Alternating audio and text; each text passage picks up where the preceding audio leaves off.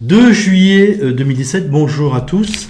Je vais faire une vidéo sur le trucage, l'éventuel trucage des élections, mais mon objectif c'est de critiquer le complotisme. Je vais essayer de donner des arguments pour montrer que le complotisme quand même pose problème, ou commence à poser des problèmes, et j'accepterai parfaitement des discussions en commentaire.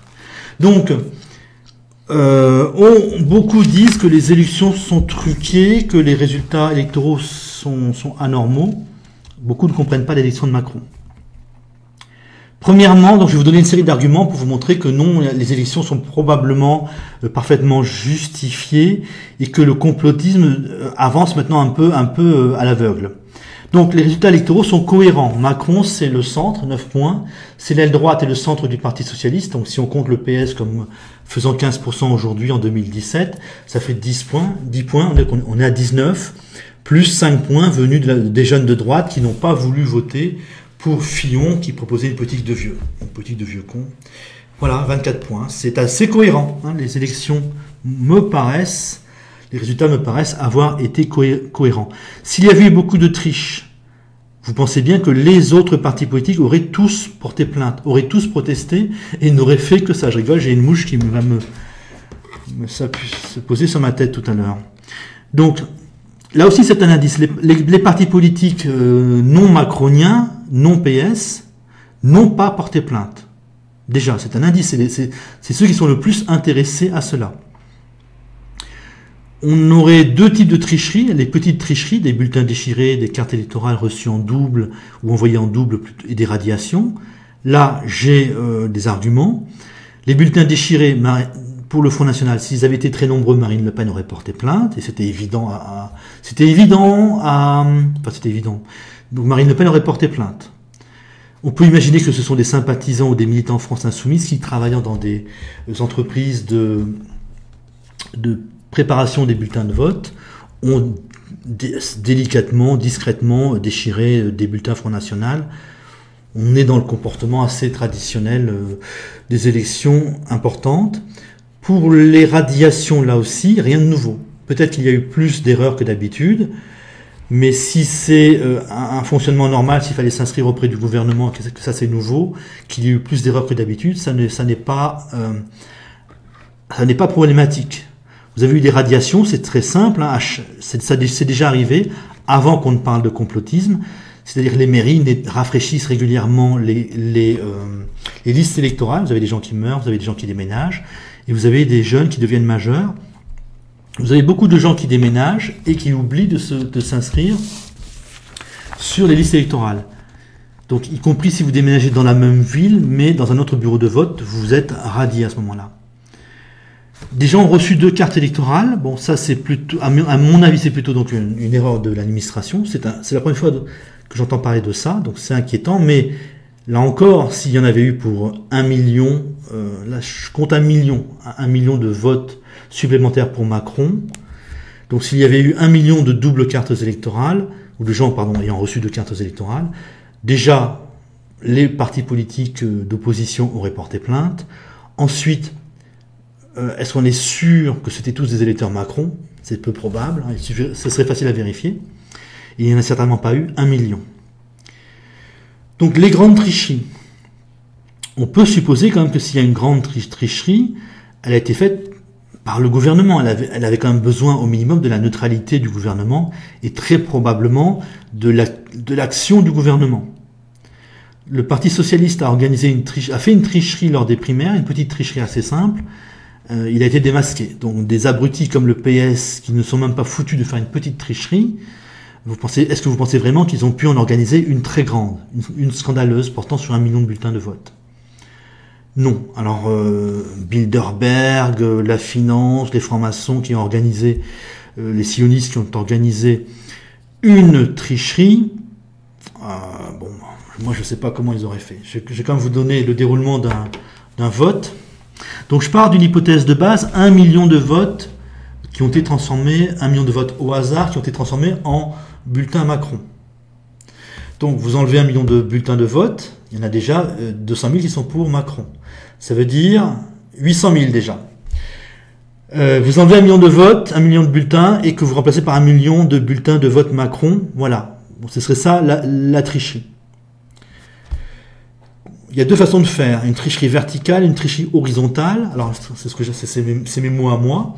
Tricherie horizontale, vous enlevez un peu de bulletins dans tous les bureaux de vote. Il y a 70 000 bureaux de vote à peu près. Donc vous enlevez, alors je ne sais pas combien, ça fait 10 bulletins de vote, 11 bulletins de vote dans tous les bureaux, 11 bulletins donc dans tous les bureaux de vote. Oui, ça fait à peu près 800 000, ou 12 ou 13, pardon, alors vous enlevez 12 ou 13 bulletins. Mais, même 14, c'est 14.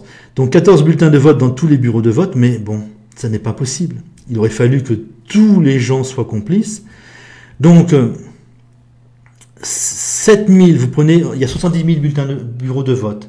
Vous en prenez 7000 simplement, vous trichez sur 7000.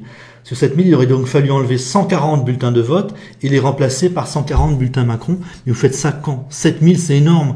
On aurait forcément découvert la tricherie sur au moins, bien sûr, au moins 20 bureaux de vote. Et à ce moment-là, averti, on aurait vérifié partout. On aurait demandé aux gens comment ça s'est passé ailleurs. Donc, et là encore, les autres partis politiques n'ont pas porté plainte. Il y a eu l'affaire Valls, mais l'affaire Valls vous montre justement que ça n'est pas évident à faire. Donc, un vote, il y a quand même toujours, ou presque toujours, des gens qui sont présents dans la salle, qui viennent d'autres partis politiques et qui surveillent. Vous avez toujours donc des militants et des sympathisants d'autres partis politiques qui viennent surveiller.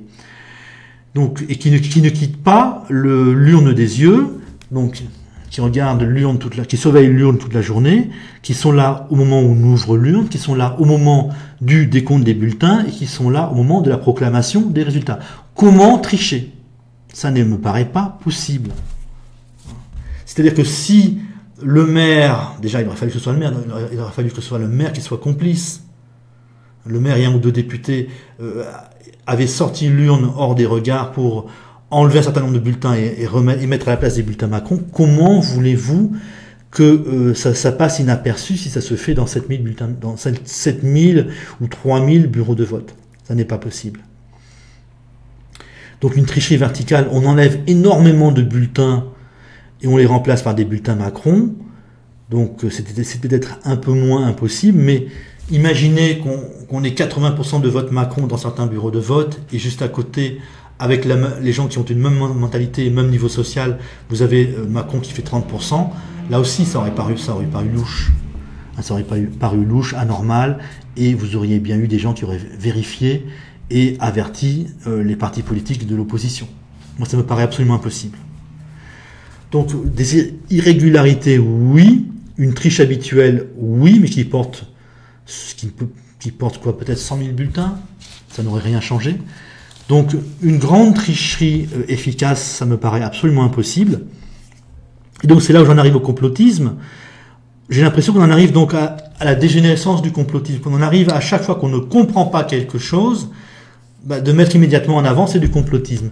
Alors que, en vérifiant, en essayant de comprendre ce qui s'est passé, eh bien, on aurait compris le vote Macron. Le vote Macron, c'est un vote des Girondins, des régions qui ont refusé la Révolution française. C'est un vote des centres-villes, donc des bobos. Et l'addition des deux, ça fait un bon score. Ça n'a rien d'étonnant. Donc j'ai l'impression que le complotisme aujourd'hui passe à la facilité. Je ne dis pas qu'il n'existe pas. Mais il passe à la facilité, on ne comprend pas quelque chose, donc on va dire c'est du complotisme et on ne va pas chercher à comprendre. Et ça me paraît extrêmement grave. On perd l'habitude de chercher à comprendre, on perd l'habitude de rechercher, on perd l'habitude de se poser des questions. Et la perte d'habitude devient, au bout d'un moment, une incapacité à faire et on n'y pense même plus. Ça me paraît extrêmement grave, en fait. Donc, en commentaire, donc les commentaires insultants, méprisants, je les efface. Vous pouvez faire des commentaires argumentés montrant que je me trompe, en particulier pour les élections, pour la tricherie auprès des élections. Je les lis. Je ne vais pas forcément y répondre parce que je n'aurai pas forcément la réponse ou que j'ai besoin d'y réfléchir longtemps pour produire une réponse sérieuse. Et je crois que je vais faire d'autres vidéo sur le complotisme. Salut!